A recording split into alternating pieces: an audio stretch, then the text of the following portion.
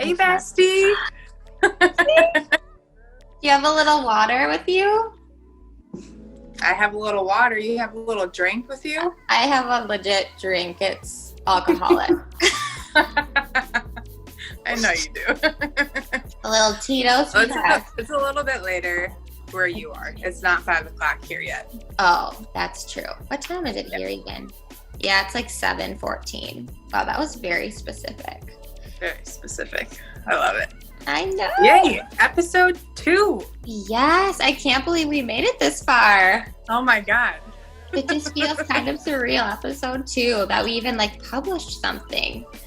It does. I know. I'm excited though. And I know it'll take probably 98 more episodes for us to get this shit down, but one at a time.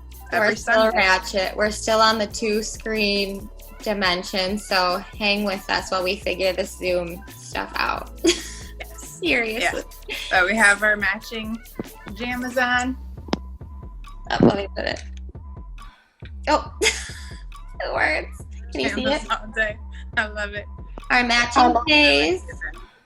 And all the way across the country. I know. And I can't believe we were just together in the flesh. I know I said that the last. In the flesh and bones, Claire. It went way too fast. I know. When we left each other, I just was like, no, you need to stay. I know. You and Brian. Yeah. Claire met my boy. Sorry, say that again. Like Claire met my boyfriend. And I am obsessed. I felt like we had a lot of fun. Like, even though I was so much fun. I really wasn't, because we were all just vibing. You weren't. Absolutely. It's like when I hang out with you and Tone. I don't feel like a third wheel. That's true. And it was so fun. Like, it's fun to do things like that because we went for this fun hike and then went to dinner. And both of those scenarios, you really get a good chance to talk with people. So it was so nice to just get to know him and be in where we grew up. Like, wasn't that weird? I know. Good old Delafield, Wisconsin. Oh, I know. It was very strange. Yeah. I literally hadn't been to Lapis since high school. I know. For like homecoming and prom. I think one of our friends, I remember going there and having all these balloons in my car. There's this really cool tower, and it just brought back all these funny memories that I literally haven't thought of since then. But it was Memory so lane. fun. What, Monty? I said memory lane. Memory lane. Was it weird going by your old house? So weird. So very strange. I know, I wanted to like pull in the driveway, but then I'm like, oh, it ain't mine anymore. Did part of you want to knock? Yes. Brian would have been so embarrassed though. No, I really wanted to knock because I planted a tree in the backyard when I was in kindergarten, and I got it when it was just like a little nugget, and when I moved out it was like a full grown tree, and I wanted to see if it was still back there, and it wasn't. Oh, you didn't get a chance. Okay. Yeah. I probably would have knocked, but yeah, Tony would have been the same way, like very embarrassed. Yeah. No, we would probably embarrass ourselves on the reg. It's just another day. Another day. But anyway, we just did. Hold on, before we started, yeah, we did walk by KK, Brian and I literally showed him what happened. Like, you did. I did. It was so funny. I was like, damn, I wish you would have had that on recording. Wait, this might actually be a good transition into one of our questions for our Q&A. Of the funniest? Yes. Yes. Bring it up.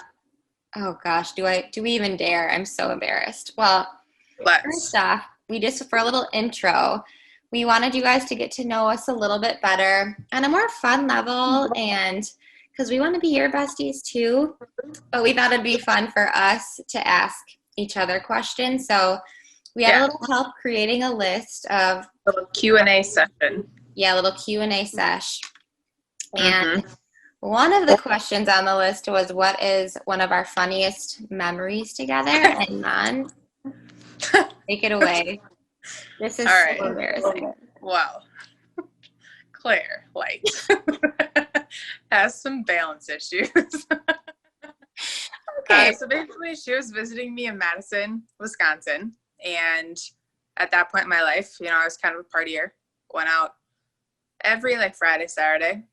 Yeah. We were in the college life. Yeah, basically every off day. And at that point in my life, I was all full-time ER. So my off days, I just partied to cope. And so I knew the bouncers and the bartenders. And so Claire comes to visit me. And typically for me knowing the bouncers and the bartenders, I can just cut lines because the people know me there. So my ego. This is a ego check for sure. Claire and I, one, were hammered. And two, there was a huge line at one of the bars that we wanted to get into. And me, not used to waiting in line, was oh, Claire, no, we're just going to cut this line. And she was okay. Granted, we're down, unfortunately. Yeah. And so we walk past everybody in the line. They all stare at us because they're who are these girls trying to cut? That's terrible. Got it. And they go up to the bouncer. Don't know him. He denies us. Literally tried everything. Nope. Can't get in. So we turn back. So much worse. Past the line of everybody that we cut, and Claire Light just topples on forward, stumbling, tripping down the line. I was waiting for her to fall for so long, and it just never happened. It was actually kind of a magic trick because I don't know how you say how impressive that is. I mean, it was impressive. She was basically parallel to the ground, and her little feet were just how keeping her up until she ran into a pole down the entire line and could then climb back up, but she never fell. And it was literally the funniest shit. And if that's not Monica was my support system running alongside. Yeah, I was just running next waiting to her, for me to eat, waiting to catch her, and she just kept herself up somehow. Basically, that was a very real ego check, and I've never tried to cut a line since. No. I think that was just the universe being bitch, please. I know. Get in line where everybody else is. Yeah. Yeah. It was honestly, when I think back on it, I am very impressed with myself. And the fact that I had my bestie just supporting me throughout that marathon of a fall, I was exhausted by the end. I was so out of breath because, one, it's Wisconsin in the winter. It's icy as hell. I'm in heels. Who was I trying to impress? I mean, clearly it didn't work with the bouncer, but yeah, I know we were a hot mess. I still think that is one of the funniest moments we have is besties. And embarrassing for you, funny for me. Funny for Monica, embarrassing for me, but I also have a little pride that I didn't fall. Yeah, people all tell me I'm slow. And so the fact that Monica describes my feet as moving fast, that's everything to me. I'm such an athlete. Yes. Okay. Are we ready for Q&A question number 2? Yes. Okay. So what is our first memory of being besties? It's so hard because I do have one memory. I have one memory of meeting you. What's I your met you in study hall. That's my memory. Freshman year. That's yours? Yes. Study hall. Yes. Yes. Okay, take it away. I remember, this is only my memory. I was so shy. Yeah. So shy. And I walked into study hall freshman year, and I think you sat behind me a little bit. Yeah. And I just remember you being nice. I don't even know if we really talked that much, but I was oh, I want to be friends with this girl. She's nice. Yeah. And I remember you walking in and being oh my gosh, Monica, she's so pretty. I wonder what middle school she went to, because it was literally one of the first days, and we went to a huge high school where a bunch of feeder middle school and elementary schools went into Arrowhead. So it was always, oh, I wonder what middle school they went to or who they're friends with type of thing. But that's so funny. Yep. it was, what is it called? Homeroom or study hall? One of the two. I think my first memory of when we were actually like besties is when we would do lunch every day together. Like we wouldn't, God, we were such like, our group was loners in a sense, because we had like 5 or 6 of us that we wouldn't eat in the main cafeteria where everybody was. We were just like, we'd rather have like a quiet, peaceful lunch. So we would go over to the window seats and just kind of make our own. We had our own crew. We did. That's so funny. That's what I think about too. And I also just think about like typical high school, getting ready to like go meet at Starbucks. We would always meet at the Starbucks in Delafield. Yeah. And we've always were just very close. Yes. I feel like we always just had like this like mutual trust between each other. And understanding. I just felt like we got each other. Yeah. We got each other. And we also just had very similar experiences and interests, and just like, I don't know, we had fun. High school was fun. High school was fun. Okay. So now that we're out of high school, Mani, what would be your drink of choice? Let's do one alcoholic beverage and one non-NA. Okay. Alcoholic. Definitely gin and tonic is my go-to with a little extra lime. 2 of those and I'm drunk. I'm lightweight for sure. Yeah. My alcoholic drink of choice. And non-alcoholic, I would say a coconut milk latte. Ooh, that sounds so good. For me, it kind of depends on my mood, but my non-alcoholic drink of choice is always like a flavored sparkling water. Okay. Not necessarily LaCroix, but I love like the ices. There's this like bubbly brand that's so good. I just think plain water is so boring. I have to force myself to drink plain water. Yeah. And my alcoholic beverage of choice would probably, it's between a shot of tequila. Oh, shot of tequila for my fun. That's like my alter ego. Tony named her Penelope. I'm like, I'm scared of her. I'm scared of her too. She's like party mode, but typical like I'm going to dinner, it would probably be an old brandy old fashioned sweet. Gotcha. So if you don't know what that is, if you order it in Minnesota, they make it so different, but it's so good. It's a Wisconsin thing. It's a Wisconsin thing. So, yeah, they don't have them out here. I know. And when Brian thinks it's so weird. What is it? A whiskey old fashioned that typically is? Yeah, a lot of places will make whiskey old fashions, but then what they'll do is they'll put either a ton of brandy or a ton of whiskey and a teeny splash of either 7-Up or Sprite. So it's mainly booze with a little Sprite in there, and then like a little bit of orange zest, which, I'm like, that's not my thing. I like it with the muddled fruit. So the muddled orange, lemon. Then they'll do the bitters, muddle it all together, ice, brandy, Sprite, and then top it with an orange. That's like my absolute favorite. Actually really good now. But okay. So our next Q&A question, Mani, what would your dream date be? Oh man. Okay.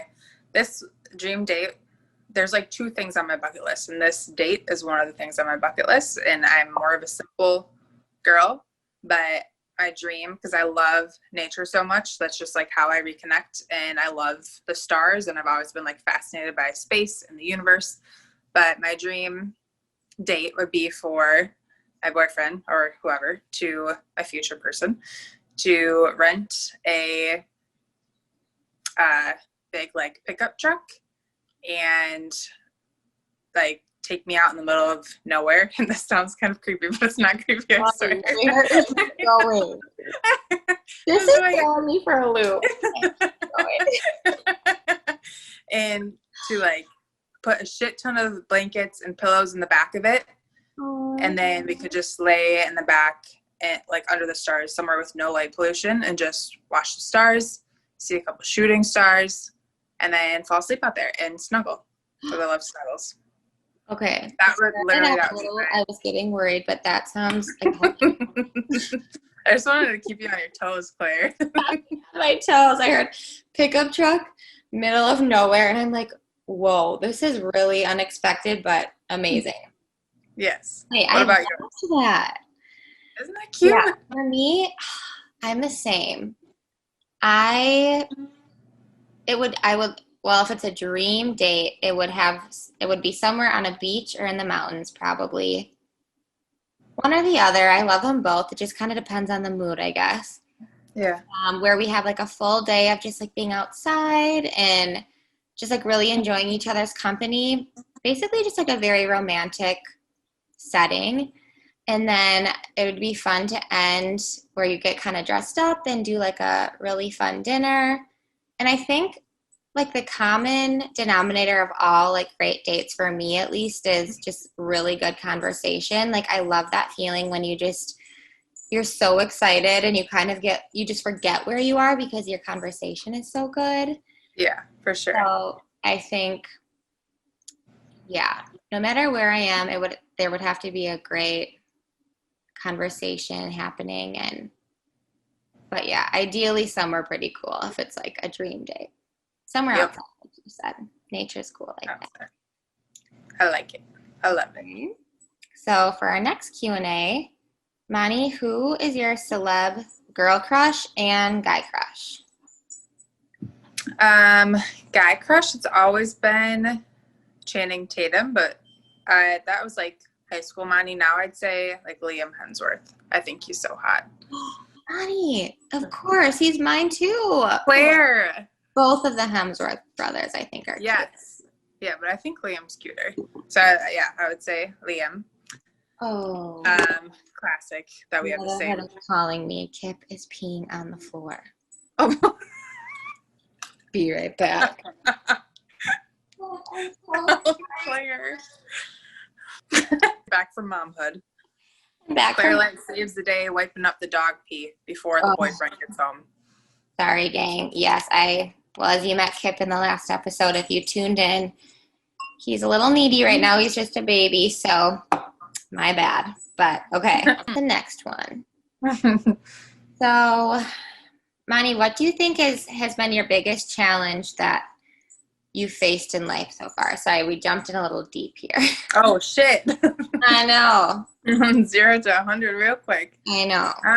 And you don't have to go into full-on detail, but I guess just more of a general thing, not something super specific. We can get into some of that stuff later, but just a general like struggle in my life has been one, self-confidence or like self-esteem. Like that I struggle with so much in like middle school, high school, a little bit in college, and then not really as much now, but that was always something that I needed to work on. And then just being like super self-forgetting would be mine. Like I've always, like I know that I matter, but I am so attuned to like other people's needs, and I love other people so much that sometimes I forget about my own needs. And so that is kind of like a daily constant like struggle, or just something that I need to be really conscious of and remember, because I can like give to other people and then to the point of not really like knowing what I need, you know? I'm so happy you touched on that, because I feel like that's, well, not only so relatable to me, but also to, I'm sure, anybody listening to this, really. Yeah. Yeah. Okay. But it's like just to the point of me not even knowing what I want sometimes, because I am so chill. And like even something simple, if someone's like, where do you want to go to dinner? I'm like, I don't care. Like, where do you want to go? Because I literally don't care. Yeah. But then it just gets to that point where it's like, okay, where would I want to go to dinner? I don't fucking know. I don't know what I want. What do you want? I know. Yeah. No, I can so relate to that, where you just kind of forget about your own needs over time, because we're so used to being people pleasers that it kind of makes you like to yourself to be like, okay, like what do I want, So I think that's so relatable. We've definitely both worked on it so much.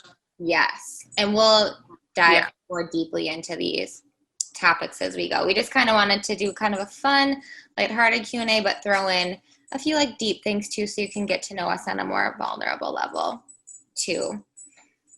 Claire, what are your answers? My answers? This one was answer. I can definitely relate to what Mani said on so many levels. We've had a lot of deep conversations about both of those topics. But more specifically, I think just living with a chronic illness, I have been juvenile diabetic since I was 3. And for whatever reason, like people would always be like, Claire, you are the worst person to be diagnosed with diabetes because you're so laid back. Like you're too lackadaisical. It was always a challenge to make sure that my blood sugar, I was staying on top of it, and just the emotional toll I think that eventually took for me. And then, I mean, time is a healer. I truly believe that. But also I think even though it's meant to be now, my parents' divorce also, and just that relationship over time, I think we're, especially in middle school and high school, looking back, my 2 biggest specific challenges. But more to come on all of these topics as we go. Okay. So this one could be kind of funny and fun, but what's a misconception about you? If there is one. If you don't have... I'm a bitch. You have the, what is it? The resting bitch face. No, I swear to God. Like, in my evaluation in the ER, like the first one, that was literally the feedback that they gave me, is that you need to like smile more and be more friendly. But when I'm in like the work mode and my focus face is just like serious, but that's because I'm literally just thinking. Yeah. And that's just my resting face. But yeah, I have gotten that a lot, that I have a resting bitch face. But I'm just in my own head. Yeah. That would be one. And then another, I think like in high school, a misconception was that I was like stuck up, but really I was just so shy, and people would say that I was pretty and whatever, but I, at that point in my life, didn't really have a lot of self-esteem. So I just didn't want to talk to people, and like I hated when people looked at me. And I can see now, looking back, how that would have come across as like, oh, this like blonde chick is so stuck up, doesn't want to talk to anybody. But it was the opposite, and I was actually just so shy. Isn't that that would be another one. It's crazy.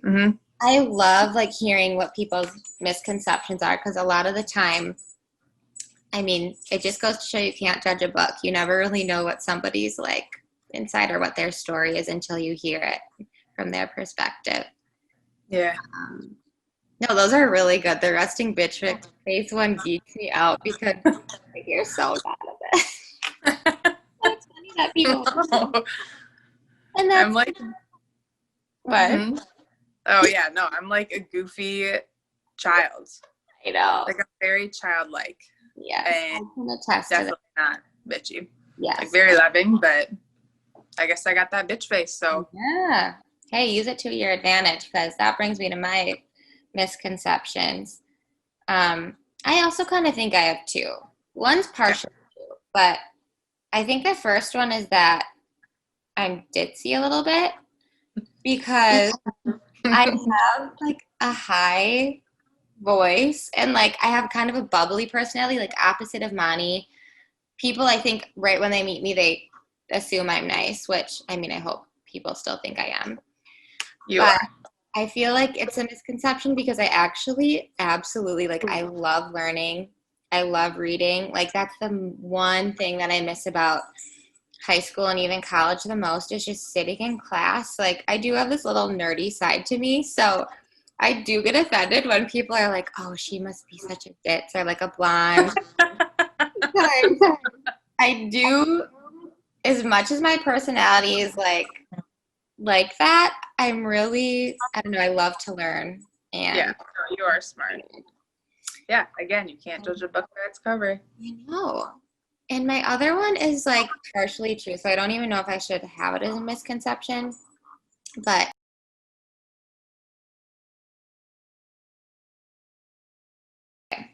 Monty, what's something you want our crew to know about just GGW and our mission? It doesn't have to be long or anything, but just something kind of fun. Just that we really want to like make this fun community to help enlighten people and empower them and bring them up, especially like during these times and when social media can like be a little draining sometimes. Mm-hmm. And even if it doesn't seem so, like for me, if I'm just scrolling on my Instagram, even if I don't think that I'm comparing myself to other people, subconsciously I am. Like if I see like a fitness model, I'm like, oh, I could lose a couple of pounds. Or somebody traveling, it's like, oh, I want to go there. But I just want this space to be like a very friendly, loving community where we can grow together and feel safe and supported and no comparison, just straight up love. Yeah. Oh my gosh, you said that perfectly. I know. Anything to add? You basically summed it up. We don't want to come across like know-it-alls or anything like that, because we're along this journey too, where we just have had so much fun digging deep into these like awesome books and learning from really incredible spiritual leaders. And we just know how great that we felt once we did the work. Yeah. And we realized how much fun we had just like discussing it together. So that's basically why we wanted to create this like GGW platform, so we could also discuss it with you and just like Monty said, create this like badass, empowering place to be. So yeah, because Claire and I, like before this, we would still do our weekly FaceTimes like we're doing now. Yeah. And we would feel so much better. And I said like talking to Claire is like talking to a therapist. But yeah, we just figured that we share, because why not make other people feel good too on our journey. Right. And we just like can't wait to get this party started. And whoop, whoop. Am I missing any questions, Monty? I think we kind of covered them. Yeah. If you guys think of any questions that you want to know about us, you can just DM us about that and we can put it in our next episode. Yeah. I know our next one, we were thinking about maybe doing a fun like this or that GGW edition. Mm-hmm. So let us know your thoughts on that too. We can always throw a poll up, because we want to be posting what you guys like. So yeah.